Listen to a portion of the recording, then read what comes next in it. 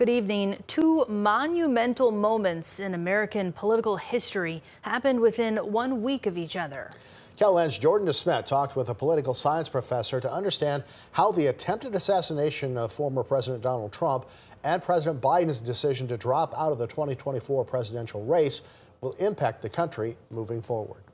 For South Dakota State political science professor David Wiltse, the assassination attempt of former President Donald Trump was yet another unfortunate example of political violence in America.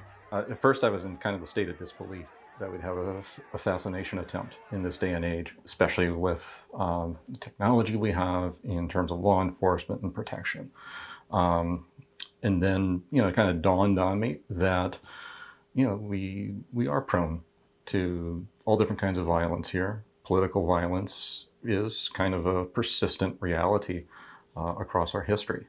Then, a week later, President Biden decided to end his presidential campaign with just months until the election. And now we're really in just kind of I won't say a no man's land, but we don't know what's going to happen. There's only a few people who are that intimately familiar with the rules who can tell you X, Y, and Z will happen in terms of procedure.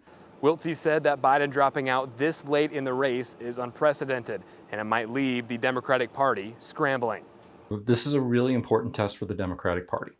How well will they be able to adapt to Biden's exit after every primary contest is done? How quickly can they coalesce around an individual candidate? And does that really smooth out some of the differences within the party right now? And while many in the Democratic Party appear to have selected a presidential candidate, all the signs point to a pretty quick coalescence around Kamala Harris.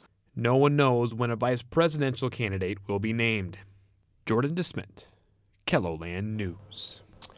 Now, Wiltse says that President Biden is the first incumbent to drop out of a presidential race since Lyndon B. Johnson in 1968.